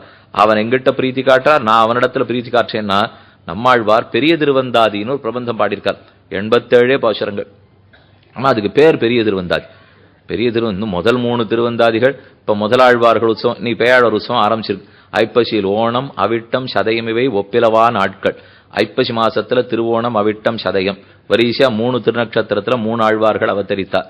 அதுல ஒரு ஆழ்வார் ஒரு திருவந்தாதி பாடியிருக்கார். 100 பாசுரங்கள். இப்ப ஒன்னொன்னு 100 இருக்கே, அதுக்குன்னா பெரிய திருவந்தாதின்னு பேர் வச்சிருக்கணும். இது என்ன 87 பாசுரத்துக்கு போய் பெரிய திருவந்தாதின்னு பேர் வச்சுட்டாருன்னா நம்மாழ்வார் பெருமாளோட போட்டிக்கு வந்துட்டார். நீ பெரியவனா நான் பாரியவனா பார்த்துள்ளான்னு விட்டார். பெருமாளுக்கு ஏதோ ஒரு பக்தனான ஒழுங்கா கிடைச்சான்னு இத்தனை நாள் நினைச்சிருந்தோம். கடைசியில் இவரும் நான் பெரியவனா நீ பெரியவனான்னு ஆரம்பிச்சுட்டார் போல் இருக்கு. நீ என் செவியின் வழி புகுந்து என்னுள்ளாய் அவிவின்னி யான் பெரியன் நீ பெரிய என்பதனை ஆரறிவார் ஊன் பருகு நேமியாய் உன்னூன் பெரிய திருவந்தாதி பாசம் புவியும் இருவிசும்பும் நின்னகத்த. ஆனா அவர் ஏன் நான் பெரியவன் சொல்றாருன்னு அழகா விளக்கி விட்டார். உலகத்தத்தனை நீ தரிக்கிறியோ இல்லையோ, அப்ப லோகத்தை விட நீ பெரியவன். உன்னையும் சேர்த்து என் உள்ளத்துல நான் தரிச்சுருக்கேனோ இல்லையோ, அப்ப உன்னை விட நான் தான் பெரியவன். புவியும் இருவிசும்பும் நின்னகத்த நீ என் செவியின் வழி புகுந்து என் உள்ளாய் அவிவின்னி. மேலும் நீ ஆசைப்பட்டு என் உள்ளத்துல வந்து உட்காந்து போக மாட்டேன்னு வேற சொல்றியே, அப்புறம் என்ன இருக்கு பேச்சுக்கு? இப்போ நீ என் செவியின் வழி புகுந்து என் உள்ளாய் அவிவின்னி யான் பெரிய நீ பெரிய என்பதனை ஆரறிவார். இதுல நான் பெரியவனா நீ பெரியவனான்னு பேசறதுக்கு என்ன இருக்கு? ரொம்ப ஆச்சரியமா ஒரு அர்த்தம் சொன்னார். யான் பெரியன் நீ பெரிய என்பதனை ஆரறிவாய்னு கேள்விக்குறியாவும் வச்சுக்கலாம், இல்லைன்னா ஆழ்வார் முடிச்சுட்டார்னு வச்சுக்கலாம். யான் பெரியன் நீ பெரிய என்பதனை ஆரறிவார். நான் பெரியவங்கிறது நிச்சயம். இப்ப நீ பெரியவனா இல்லையான்னு மட்டும்தான் பேச்சு. ஒரு புள்ளி ஒரு இடத்துல குத்திட்டோம்னா அர்த்தமே மாறிப்படும். ஆனாலே புவியம் இருவிசும்பும் நின்னகத்த நீ என் செவியின் வழி புகுந்து என்னுள்ளாய் அவிவென்னி யான் பெரியன் நீ பெரிய என்பதனை ஆறிவாய் ஊன் பருகு நேமியாய் உன்னு. பெருமாள் கேட்டார், இப்ப இந்த போட்டிக்கு எங்க முடிவு காண்றதுன்னார். கையில சங்க சக்கரம் பிடிச்சுருக்கியே, அவளை மத்தியஸ்தத்துக்கு கூப்பிட்டு அவ பதில் சொல்லட்டும் முடிவு சொல்லட்டும்னார். பெருமாள் சொன்னார், அவள்லாம் என் கட்சிக்காராளாச்சே, பரவாயில்லையா, நீர் மத்தியஸ்தத்துக்கு ஆள் கட்டிறேன்னா நமக்கு எவ்வளவு பெருமை தெரியுமோ. ஒன்னை சேர்ந்தவாளை கூட்டாலே நான் தான் பெரியவன்னு சொல்லுவா. அவ கூட ஒன்ன பெரியவன்னு சொல்ல மாட்டா. ஒன்ன பெரியவன்னு ஸ்தாபித்துறதுன்னு நான் பாடினத்தானே உண்டு, இல்லைன்னா லோகம் ஒன்ன பெரியவன் ஏத்துக்கு போறதா? நான் பாசுரம் பாடினாத்தான் ஒன்ன பெருமையே லோகம் தெரிஞ்சுக்க போறது. அதனாலதான் அதுக்கு பெரிய திருவந்தாதின்னு பேர். தான் தான் பெரியவன்னு ஸ்தாபிச்சுட்டாரோ இல்லையோ, அதனால பெரிய திருவந்தாதின்னு பேர். 87 பாசுரம். அது ரொம்ப ஆச்சரியமான ஒரு பாசுரத்துல சாதிக்கிறார். ஒன்னுண்டு செங்கண்மால் யான் உரைப்பது உன் அடியார்க்கு என் செய்வனே இருத்தினி. ஹே செங்கண்மால், ஒன்றுண்டு யான் உரைப்பது, உனக்கு நான் ஒரு உபதேசம் பண்ண போறேன், ஒழுங்கா உட்காந்து கேட்டுக்கோன்னார். பெருமாள் சொன்னார், நாம 700 ஸ்லோகம் உபதேசம் பண்ணிருக்கோம், என்ன அது 700 உண்டு, இங்க சொல்றது ஒன்றுண்டு. நான் உனக்கு ஒன்னே ஒண்ணுதான் சொல்ல போறேன். நீ வளவளான்னு 700 பேசினா அப்பெல்லாம் நான் பேசுறதா இல்லை. ஒன்றுண்டு.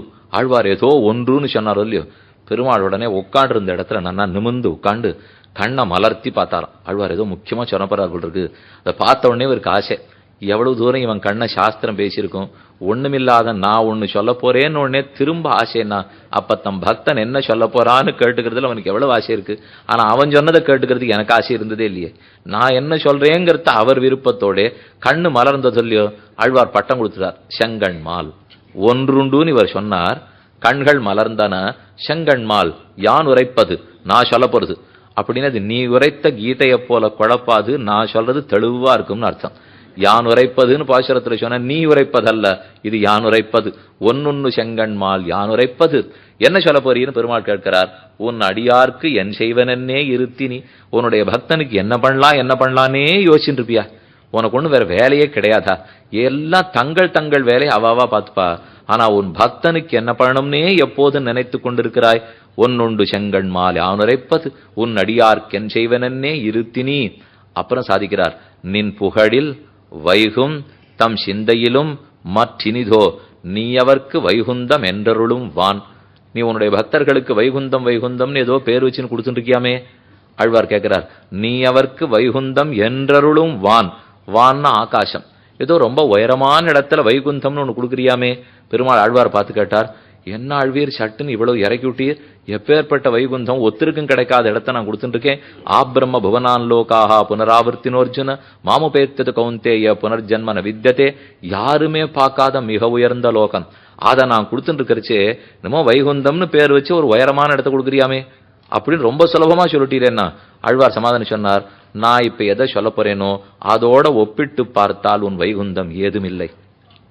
அது எதுன்னு பெருமாள் கேட்கிறார். நின் புகழில் வைகும் தம் சிந்தையிலும் மற்ற இனிதோ நீ எவர்க்கு வைகுந்தமென்னொருளும் வான். உன்னுடைய கல்யாண குணங்கள், உன்னுடைய திருநாமங்கள், உன்னுடைய சேட்டிதங்கள், உன் திருமேனி அழகு, உன் திருமார்பழகு, உன் திருக்கண்கள் அழகு, உன் திருவாயழகு, உன் திருவிடையின் அழகு, உன்னுடைய திருக்கைகளின் அழகு, உன் திருவடிகளின் அழகு, இந்த அழகையும் உன் புகழையும் நினைச்சு நினைச்சு தங்களுடைய சிந்தனை அதிலேயே ஒருத்தன் செலுத்தி வச்சிருக்கானே, அந்த சிந்தனையை காட்டிலும் நீ கொடுக்கும் வைகுந்தம் ஒரு நாளும் இனிதாக இருக்காது. இதுதான் இனிதாக இருக்கும். நின் புகழில் வைகும் சிந்தையிலும் மற்றினிதோ. உன்னுடைய புகழ, உன் கிரீத்தியில, உன்னுடைய கல்யாண குணத்திலேயே ஒருத்தன் ஈடுபட்டிருக்கானே, அந்த சிந்தனையை காட்டிலும் என்னமோ ஆகாசம் பரமாகாசம்னு பேர் வச்சு வைகுந்தம்னு கொடுக்கறாயே, அங்கு போனாலும் அதைத்தானே செய்ய போறான். அதை அவன் இங்கேயே பண்ணிவிட்டான்னா இதுவே அவனுக்கு உயர்ந்ததாக இருக்காதோ. நின் புகழில் வைகும் சிந்தையிலும் மற்றினிதோ நீ அவர்க்கு வைகுந்தம் என்னருளும் வான். அதுக்கு பெரியவாச்சான் வியாக்கியானத்துல சாதிக்கிறார், வைகுந்தத்தை காட்டிலும் பகவானை பத்தி நினைப்பது உயர்ந்ததா இருக்குமான்னா சிந்தையிலும் மற்ற இனிதோன்னு சொல்லியிருக்காரோ இல்லையோ. பெருமானை பத்தி நினைப்பதே மதுரம், நினைவே மதுரம்.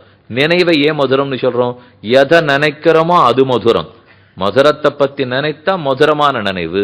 அதே ஒரு நாச்சமடித்த பொருளை பத்தி நினைச்சோம்னா நாச்சமான நினைவு. மட்டமான பொருளை பத்தி நினைச்சோம்னா மட்டமான நினைவு இருக்குமா? இப்ப வாசல்ல ஏதோ ஒண்ணு வண்டியில தூக்கின்னு போறான், ஒரே நாச்சமா நாடுறது, துர்நாற்றம்னு வச்சுங்க. துர்நாற்றத்தை பத்தி எவ்வளவு அழகிய இனிய நினைவோடே இருந்தார் அப்படின்னு சொல்லி நீங்க ஏன் கேள்விப்பட்டிருக்கீங்களா? துர்நாற்றத்தை பத்தின நினைவு இனிமையான நினைவாலாம் இருக்க முடியாது, அதுவும் துர்நாற்றமா தான் இருக்கும். அப்ப வஸ்து போக்கியமா இருக்கு, வஸ்து மதுரமா இருக்குன்னா தான் என் நினைவும் மதுரமாக இருக்கும். அதனாலதான் வல்லபாச்சாரியர் வஸ்து எவ்வளவு மதுரம் எவ்வளவு மதுரம்னு திரும்ப திரும்ப சொல்லிட்டு இருக்கார். அப்ப வேதாந்தத்தை அப்படியே சுலபப்படுத்தி கொடுத்தாருங்கிறதுக்காகத்தான் இத்தனை நாளையும் பேசிட்டு இருக்கேன். ஏன்னா இவர் மதுரம் மதுரம்னு என்னத்துக்காகவோ கண்ணனை பத்தி சொல்லி போயிடல, மாதுரியத்தை தான் கண்ணனிடத்துல தெரிஞ்சுட்டு நாம அவனோட பத்தி சிந்திக்கணும். அந்த சிந்தனைங்கிறது வைகுந்தத்தை காட்டிலும் உயர்ந்ததாக இருக்கிறது. அப்படிப்பட்ட நனைந்த சிந்தனையால தான் மோட்சமே கிடைக்கும்னு சாஸ்திரம் சொல்லிட்டு இருக்கு. அப்ப சிந்தனை நனையணும்னு சொன்னால் அவர் வேப்பங்குழுந்தா இருக்கக்கூடாது, அவர் அக்காரடிசில இருக்கணும். இருந்தா தான் என்னுடைய சிந்தனையே நனையும். ஆகையால் தான் எப்போதும் அவரை பத்தி மதுரம் மதுரம் என்று விடாமல் பேசியிருக்கிறார்கள். இதுல இருந்து நாம புரிஞ்சுக்க வேண்டியது, பக்திங்கிறதே ஸ்வரசம். ஸ்வரசம்னா சகஜம். பக்தி சாதாரணமா எல்லாரிடத்திலும் இருக்கு. அவருக்கு பக்தியிலெல்லாம் விருப்பம் அதிகம் இப்படின்னு நம்ம சொல்லிக்கிறதே பைத்தியகாரத்தனமான பேச்சு. நம்ம பக்தி தனியா அங்க இருக்க மாட்டோம், நான் இங்க உட்காந்து பக்தியை எடுத்து என் மடியில வச்சுக்கணுமா? பக்திங்கிறது நம்ம இடத்திலேயே இருக்கக்கூடியது. பக்திங்கிறது ஸ்வரசம், சுவாபாவிகம். ஒத்தொத்தனிடத்திலையும் நினைவு இருக்கிறது. அந்த நினைவு எப்ப பகவான் பால் திரும்புகிறதோ, அன்பு கூடுகிறதோ, அப்போது அது பக்தியாக மலர்கிறது. அதனால இவருக்கு ஆன்மீகத்திலாம் ஆசை உண்டு, இவருக்கு பக்தியில் ஆசை உண்டுன்னு பிரிக்க கூடாது. இது ஏதோ ரசாயனத்தில் ஆசை உண்டு, கணக்கு பாடத்தில் ஆசை உண்டுங்கிற மாதிரி பக்தியில் ஆசை உண்டான்னு அதெல்லாம் படித்தோம், எதற்கோ படித்தோம், எங்கேயோ சம்பாதிச்சோம், ஆச்சு ஓய்வூதியம் பெற்றாச்சுன்னு அப்புறம் இப்ப யார் பெருசு அத்தலத்தையும் ஞாபகம் வச்சுன்னு போறார். ஆனா பிறந்த நாள் தொடங்கி பரமோதற்கு நாள் ஈராக திரும்ப திரும்ப தஸ்மாத் சர்வேஷு காலேஷு மாம் அனுஸ்மர கண்ணன் தெரிவிக்கிறார். ஆகையால் அனைத்து பொழுதிலேயும் சிறு பிராயத்தில் பக்தனோ துருவனோ பிரகலாதனோ எப்ப நினைக்க ஆரம்பிச்சாலோ தொண்டு கிழவர்களாக வாழ்ந்தவர்கள் வரை பெருமானுடைய சிந்தையிலேயே வைகினார்கள். அவனுடைய புகழியே வைகி போந்து அப்படியே பொழுது போய்க்கிருக்காளோ இல்லையோ. அப்ப அவர் குணங்கள் நன்னா இருக்கு, அவனுடைய திருமேனி அழகு ரொம்ப ஆச்சரியமா இருக்கு, அவருடைய சேட்டித்தங்கள் நன்னா இருக்கு. இத்தனை நன்னா இருக்கிறச்சே நினைக்கிறதுக்கு என்ன குறை? இப்போ தன்னடையே நினைச்சிருவோம். ஒரு வஸ்து ரொம்ப வசதியா இருக்குன்னா நான் ஒண்ணு பிடிச்சு தள்ளணுங்கிற தேவையே இல்லை, தானே போடுவோம் இல்லையோ. இதுக்குதான் ராகப்பிராப்தம் விதி பிராப்தம்னு ரெண்டு சொல்றோம். ராகப்பிராப்தம்னா ஆசையால நடக்கிறது, விதி பிராப்தம்னா கட்டளையிட்டபடியால நடக்கிறது. பக்திங்கிறது ராகப்பிராப்தமா விதி பிராப்தமா? ஆசையினால தன்னடையே நடக்க வேண்டியது பக்தி. ரொம்ப நாள் நம்ம பிடிச்சு தள்ளி தள்ளி யாரையும் கோலு போக வைக்க முடியாது. பெருமானை பத்தி நினைன எத்தனை சொல்லிருக்க முடியும்? தன்னடைய நினைவுங்கிறத ஊற்றி ஏற்படணுமே தவிர, அப்ப சுவாமி நினைக்கல ஒருத்தர், நாங்க என்ன பண்ணலாம்னா அதுக்கு திரும்ப திரும்ப அவர் பெருமையை சொல்லிட்டே இருக்கிறது தான் வழி. அவருக்கு இருக்கிற பெருமை காதல படப்பட ஒரு நாள் இல்லாட்டா ஒரு நாள் தீ பொறி பிடிச்சுக்கும். பிடிச்சின்றதுலேருந்து தானே நினைக்கிறதுக்கு ஆரம்பிப்பான். இது ஒரு இரும்பு துண்டை காந்தத்துக்கு பக்கத்தில் எடுத்துன்னு போற மாதிரி. காந்தத்துக்கு கிட்டக்க போற வரைக்கும் நம்ம எடுத்துன்னு போகணும். கிட்டக்க போயிட்டோம்னா நம்ம இழுத்தா கூட அது தம்பக்கம் இழுத்துது பாருங்க. அதே போலத்தான் இங்கே பெருமான இடத்திலே அவர் காந்தராட்டம். நம்மளதெல்லாம் இரும்பு போல் வலிய நெஞ்சம், இரும்பை போல சுக்கான் பரல் போல இருக்கிற நெஞ்சம். நாம தான் அதை சற்று அருகில் எடுத்துன்னு போட்டோம்னா அப்புறம் தன்னடையே ஈர்த்து கொண்டு வருகிறார். அப்ப அது வரைக்கும் நாம செய்ய வேண்டிய முயற்சி தான். அப்ப ஒன்றுண்டு செங்கண்மால் பாசுரத்தாலோ நாயமாத்மா ஸ்ருதியாலோ பார்த்தால் பக்தி சகஜம், தன்னடையே பக்தி வரும். அப்படி இருக்குச்சே சாஸ்திரம் எதுக்கு பக்தி பண்ணுன்னு விதிக்கிறது? மன்மனா பவ மத் பக்தா மத்யாஜி மாம் நமஸ்குரு, என் இடத்துல பக்தி பண்ணுன்னு சொல்றாரேன்னா இது ஒரு ஆச்சரியமான கருத்து. பக்தி தன்னடைய ஊற்றாட்டம் வந்துடும், சகஜம்தான், ஸ்வரசந்தான். ஆனாலும் நமக்கு என்ன ஒரு சந்தேகம் இருந்துட்டே இருக்கும் தெரியுமா? நம்ம பாட்டு பெருமானை பத்தி நினைக்கிறோம், பக்தி பண்ணிட்டு இருக்கோம், இதுதான் சரியான வழியா? ஒருவேளை வேதங்கள் பக்தி பண்ணுன்னு சொல்லவே இல்லையேன்னு ஒரு பட்சம் வச்சுங்கோ. அப்படி வச்சிருந்தா என்ன சந்தேகம் வரும்னா, இப்ப வேதங்கள்லாம் விதிக்கவே இல்லை, நானா பெருமாளை பத்தி தியானம் பண்ணிக்கிறேன், நான் மாட்டுக்கு பக்தி பண்ணிட்டு இருப்பேன். அப்போ ஒரு சந்தேகம் வந்துட்டே இருக்கும், இதுதான் சரியான வழியா? யாரு இது போலாமா வேண்டாமான்னு சொல்லவே இல்லையே. நம்ம ஒரு இடத்துக்கு போய் நிற்போம், நார்ச்சந்தியில நிற்போம், அறுபத்தொரு சொல்லி அனுப்பிச்சிருப்பார், இடது பக்கம் திரும்புங்க, வலது பக்கம் திரும்புங்க, நேர போங்க, நேர போய் இடது பக்கம் திரும்புங்கன்னு சொல்லியிருப்பார். நம்ம இடது பக்கம் திரும்பிட்டு நேர போகணும்னு நினைச்சிருந்தாலும் நினைச்சுடுவோம். அப்ப அவர் சொல்லி அனுப்பிச்சு அங்க போய் நிக்கிறோம், நின்னா இடது வலது புரிஞ்சு போடும். ஒருத்தரும் ஒண்ணு எனக்கு சொல்லவே இல்லைன்னு வச்சுங்க, நாம ஒரு மார்க்கத்துல வேகமா ராஜபாட்டேன்னு போயிட்டே இருப்போம். ஆனா போய் சேர்ற வரைக்கும் ஒரு சந்தேகம் இருந்துட்டே இருக்குமோ இல்லையா, சரியான பாதையில தான் வரமா இல்ல நம்ம எங்கேயான தப்பா வந்துட்டே இருக்கோமா? ஒருத்தரும் சொல்லலையே. இதே ஒருத்தர் வழிபோக்கனை பார்த்து நாங்க இந்த ஊருக்கு போயிட்டு இருக்கிறதா இருக்கோம், இதானே பாதை, இவன் ஒழுங்கா தான் போயிட்டு இருக்கான், ஆனா இதானே பாதைன்னு, ஆமா அப்படியே நேர போனா இன்னொரு 100 மைல்ல வந்துடும் அப்படின்னு அவர் சொன்னார்னு வச்சுங்க. அப்போ ஒரு திருப்தி, சுவாமி சரியான பாதையில தான் போயிட்டு இருக்கோம் போல் இருக்கு, அப்ப சேர்ந்துருவோம். அத போலத்தான் வேதமும் வேதாந்தமும். நாம பகவானை பத்தி தன்னடையே பக்தி பண்ணுவோம், ஆனா வேதாந்தம் பக்தி பண்ணு முக்தி அடையலாம்னு சொன்னால் உறுதி ஏற்படுது. அப்பதான் எனக்கு இருக்கிற சந்தேகம் போகும். அப்ப கடுக பரிகிரகிக்கிறேன், ஓ சீக்கிரமா நம்ம கண்டிப்பா பக்தி பண்ண வேண்டியதான், ஏன்னா சாஸ்திரம் வேற சொல்லியிருக்கு. இல்ல சாஸ்திரம் சொல்லலேன்னு வச்சுங்க, நாம இதை தேர்ந்தெடுக்கிறதுக்கு நேரம் பிடிச்சாலும் பிடிக்கலாம். சாஸ்திரம் விதிச்சு கொடுத்துனா அப்ப எனக்கு நிச்சய புத்தி வந்துடும் இல்லையோ. அப்ப ஸ்வரசம் தன்னடையவும் இருக்கிறது, சாஸ்திரமும் விதிக்கிறது. ஆக மொத்தத்துல நான் தெரிஞ்சுக்க வேண்டியது பகவானிடத்தில் பிரீத்தி வேணும். பிரீத்தி வேணும்னு சொன்னால் அவர் மதுரமானவனாக இருக்க வேண்டும். அவரிடத்தில் அனைத்துமே மதுரம்தான், அனைத்துமே இனிமையானது தான்ங்கிறதுக்காகத்தான் ரொம்ப ஆச்சரியமா ஸ்லோகம் பண்ணியிருக்கார். முதல் ஸ்லோகம், அதரம் மதுரம் வதனம் மதுரம் நயனம் மதுரம் ஹசிதம் மதுரம் ஹிருதயம் மதுரம் கமனம் மதுரம் மதுராதிபதேர் அகிலம் மதுரம். மதுர நகரத்துக்கு அதிபதியான பெருமானிடத்தில் அனைத்தும் மதுரம், அனைத்தும் இனிமை. அதரம் மதுரம், அவருடைய திருவாய், அவருடைய உதடுகள் இனிமையானவை. வதனம் மதுரம், அவருடைய முகம், இந்த இடத்துல வதனம்னா முகம், முகம் இனிமையானது. நயனம் மதுரம், அவருடைய திருக்கண்கள் இனிமையானவை. ஹசிதம் மதுரம், அவருடைய சிரிப்பு மிக இனிமையானது. ஹிருதயம் மதுரம், அவருடைய திருவுள்ளம், அவருடைய திருமார்பு ரொம்ப இனிமையானது. கமனம் மதுரம், அவருடைய நட ரொம்ப இனிமையானது. இவ்வளவே. திரும்ப திரும்ப சொல்லணும்னா அவர் திரு உதடு இனிமை, அவருடைய முகம் இனிமை, அவருடைய கண்கள் இனிமை, அவருடைய சிரிப்பு இனிமை, அவருடைய ஹிருதயம் இனிமை, அவருடைய நடை இனிமை. என்ன இனிமை? இதில் ஒன்னொன்லையும் இனிமை இருக்கான்னு பார்த்தால் எத்தனையோ ஆழ்வார்களுடைய பாசுரம், எத்தனையோ பூர்வாச்சாரியருடைய ஸ்தோத்திரங்கள், ஒன்னொன்னும் இனிமையானது தான். அதரம் மதுரம், பகவானுடைய திருவாக்கு, அதை பேசக்கூடிய திரு உதடுகள், மேலுதடு கீழ் உதடு, இந்த 2 உதடு ரொம்ப இனிமையா இருக்குன்னால் அடிப்படையில பார்ப்போம். அவர் உபதேசம் இனிமையா இருக்கும் இல்லையோ? இனிமையா இருக்கணும்னா உதடு இனிமையா இருந்திருக்கணும் இல்லையோ? இருந்தா தான் உபதேசம் இனிமையா இருக்கும். அவர் பார்க்கறச்சே மேல இருக்கிற உதடு கீழே இருக்கிற உதடு, பச்சை மா மலை போல் மேனி பவளவாய் கமலச்சங்கன் அச்சுதா அமரரேரே ஆயிரதம் கொழுந்தே என்னும் இச்சுவை தவிர யான் போய் இந்திரலோகமாலும் அச்சுவ பெருணும் வேண்டேன் அரங்கமான அகருளானேன். தொண்டரடிப்பொடியாழ்வார் தாம் உதடு துடிக்க ஆரம்பிச்சதான் பகவானுடைய நாமங்களை சொல்றதுக்காக. ஏன் உதடு துடிச்சதோ இல்லையோ, எதை பார்த்து துடிச்சதுன்னு அந்த உதட்டை பார்த்து. பெருமானுடைய 2 உதடுகளை பார்த்த உடனே அந்த உதட்டை பாடணும்னு ஏன் உதடுகள் துடிக்கிறதுக்கு ஆரம்பிச்சது, அதுக்காகத்தான் நான் பாடவே ஆரம்பிச்சேன். அந்த உதடுகள் இப்படி எப்படி இருக்குன்றனான்னு கேட்டோம். பவளவாய், பவளப்பாறையை வெட்டி கொண்டு வச்சாப்பல் இருக்கு.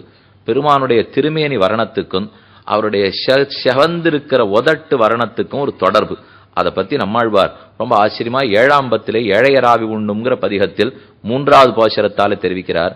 வாலியதோர் கனிகொல் வினையாட்டியேன் வல்வினகொல் கோலந்திரள் பவள கொழுந்துண்டங்களோ அறியேன் நீல நெடி முகில் போல் திருமேனி அம்மான் தொண்டவாய் ஏழும் திசைகளெல்லாம் வந்து தேர்ந்துமென் நின்னுயிர்க்கே என்று பாசுரம். பாசுரத்தினுடைய அர்த்தத்தை சொல்றேன், அப்பதான் அந்த உதடு எவ்வளவு அழகுன்னு தெரிஞ்சுக்கிறதுக்கு முடியும். ஆண்டாள் ஒரு பாசுரத்தில் என்னரங்க தின்னமுதர் குழலழகர் வாயழகர் கொப்பூழில் எழுகமல பூவழகர்னு பாடினார் இல்லையோ.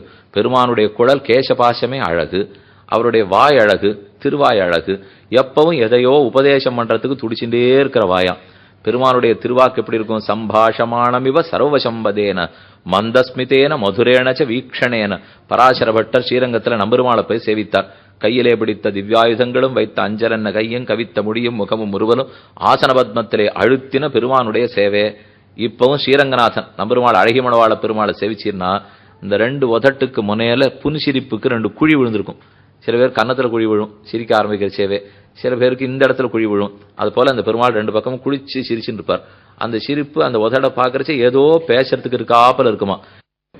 ஆழ்வார ரொம்ப கஷ்டப்படுத்துறதா இந்த உதடுகள். ஏன்னா பெருமாளை அடைய ஒட்டாமல் அதனுடைய அழகு இவரை ரொம்ப ஈர்த்து ரொம்ப துடிக்க பண்ணுகிறது.